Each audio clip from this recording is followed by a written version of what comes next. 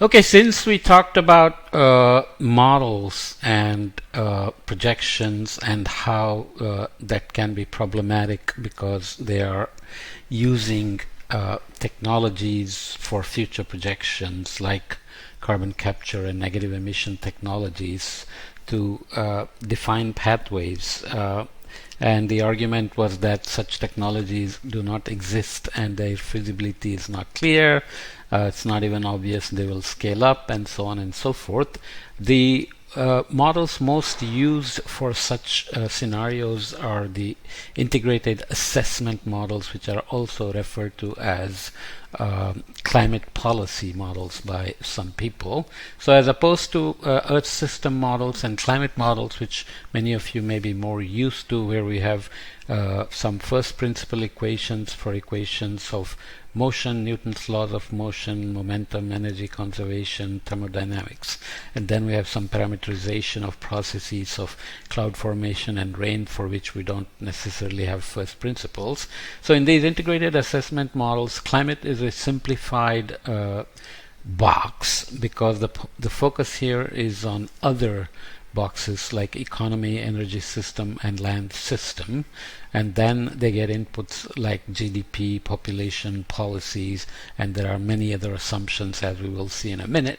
And they try to tell you where the economies will head with those interactions and what emissions will do based on the pathways taken to accomplish some of these things, and what are the energy pathways needed if you had certain goals for emissions, and of course what land use would end up becoming based on the agriculture and other land use system, population growth, urbanization, and so on and so forth. So many people debate about the problems with these. For example, GDP and population are the key assumptions driving the models.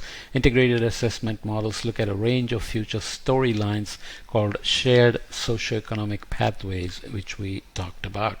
And secondly, a large economy, this animation keeps going off, but a large economy tends to use more energy met in the cheapest way. Demand for food and fuel affects land use and releases greenhouse gases.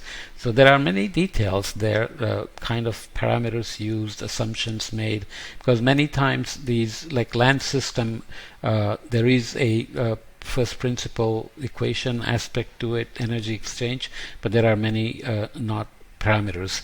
These changes affect prices as well as the future energy mix, level of deforestation, and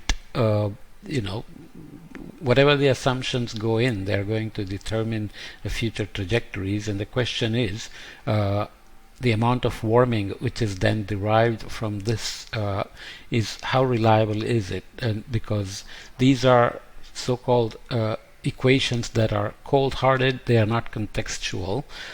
They should work in every context, whereas the things that are being considered here happen in a context, social context, political context, and the responses are not always known. For example, how Germany is responding to crisis of Russia invading Ukraine, how India and China are responding to these in terms of burning more coal, how China has to deal with droughts, energy shortages by burning more coal, and all these details tend to be very contextual, whereas the equations are not.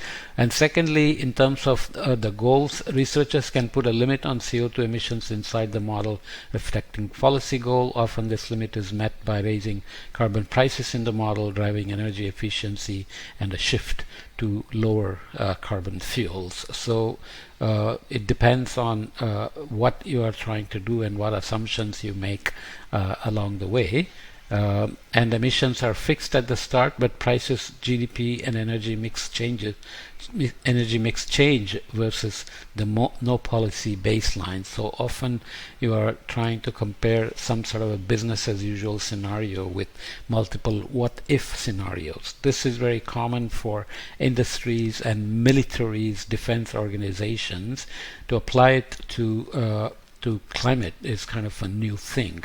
Nonetheless, what actually comes out also is kind of something one has to keep in mind. For example, these are 2 degree C scenario CO2 emissions from multiple integrated assessment models. So integrated assessment model CO2 emissions in gigaton CO2 and global mean surface temperature relative to pre-industrial across all RCP 2.62C scenarios, which I'm not going to show here. But you can see that the models have peaks at different times and the declines at different times, significantly different sometimes. So you can see the range here, which means even though they are all integrated assessment models, even though they are all trying to give you 2 degree C scenario pathways and the emission trajectories needed to meet those goals, they end up with very, very different rates of drawdown and reaching net zero here. Gigaton CO2 reaching zero can be as early as 2040s or all the way out into 2080s.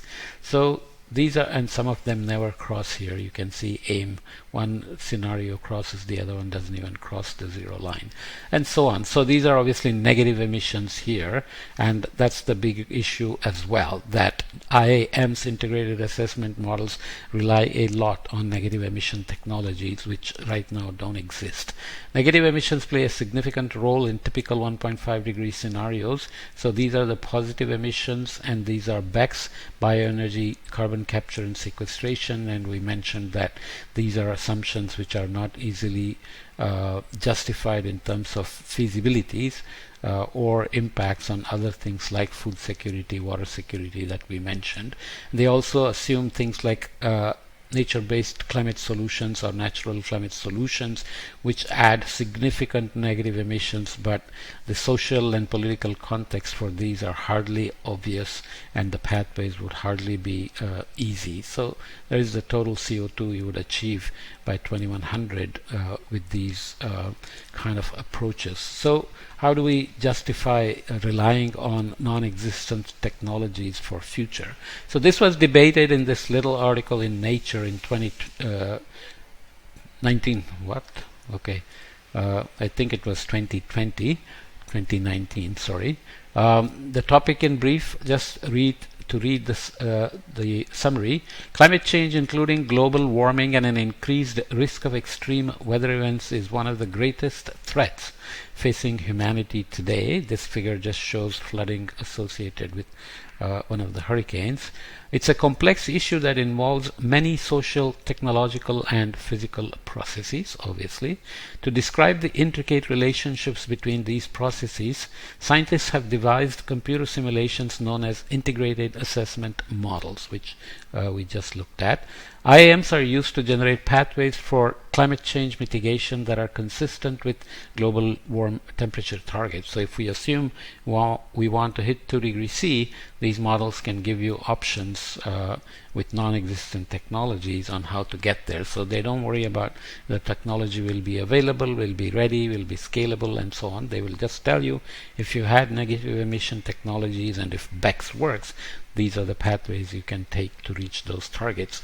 Some scientists have suggested that IAMs are no longer fit for the purpose and that meeting climate targets will require a radical reinvention of industrial society that the models are not equipped to address. So this is what we also kind of talked about in the last podcast about model scenarios and politics of prevarication and technological promises which are used to make those promises.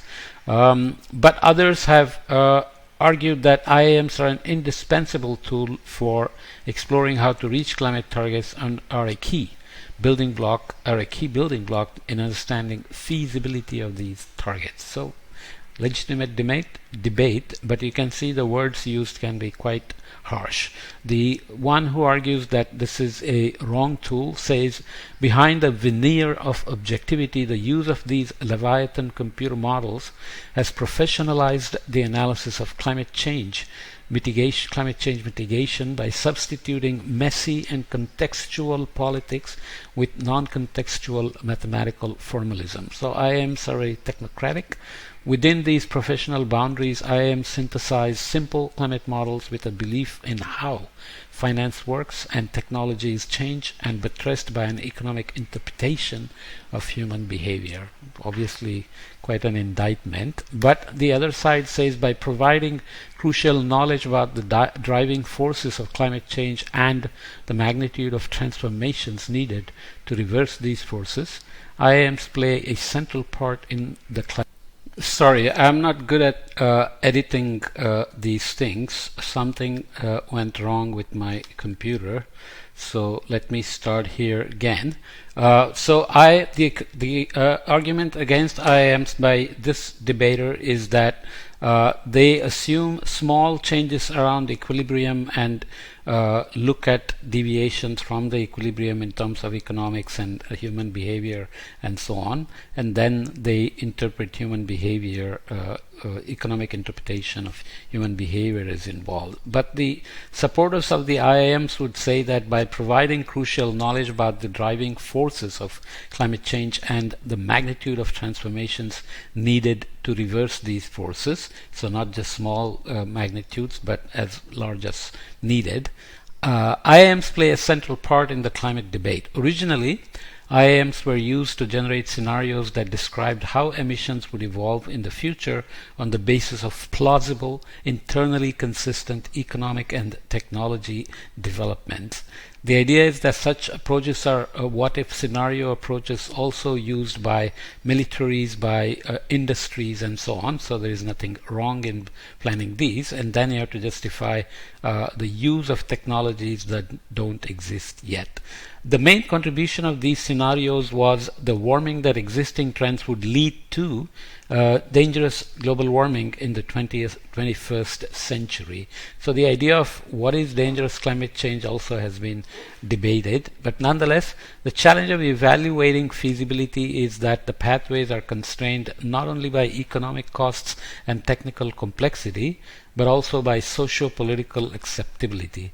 This applies not only to pathways generated by IIMs through mathematical algorithms, but also to climate-safe futures imagined through visions of radical reinventions of society. So the idea is that IIMs are not just giving you incremental changes in the decarbonization on the way to global warming targets, that they can actually be also applicable to climate safe futures which are imagined with radical reinventions of society. The main thing also as a cautionary note would be that when people use future projections of warming and the related dynamic thermodynamic changes to locally produce information on heat waves in the latter part of the century, droughts, drought risks, health, all kinds of extrapolations are made, especially at local scale. Then of course there is a challenge of knowing how skillful the projections are at a local scale, because these models are global. They're good at taking anthropogenic forcing and producing global level warming, sea level rise, etc., and temperatures are better done than precipitation. So the main caveat to remember, if you're not an expert in this and don't want to bother with this, is that the projections uncertainties are dominated by the model uncertainties in the first decade or two. Scenarios don't matter that much in the beginning, but when you go beyond 2050 or so, uncertainties from the scenarios themselves begin to affect the projections. So if you are doing things like drought risk and you don't know that, uncertainties from the scenarios can produce all kinds of risk maps, then you may be misinterpreting or at least underestimating the uncertainty in that sense. So the contextual real life social political context of how things happen in the real life is not necessarily captured in its full glory by the IAMs, which are very technocratic, as we said before. So one has to then see what the uncertainties are, what governments do with those kinds of projections. If the question is still the same as the last podcast, if politicians can use these scenarios to say we will have negative emission technologies and BECS will work and we can keep burning fossil fuels at this rate, then we are already in that range where mitigation is way behind in terms of the drawdown that needs to happen to meet any of these targets. So delaying mitigation, relying on these unproven technologies as saviors of the future is an issue. And the question is whether IAMs just play into this and become tools of convenience for politics of prevarication. That's still the question. Okay.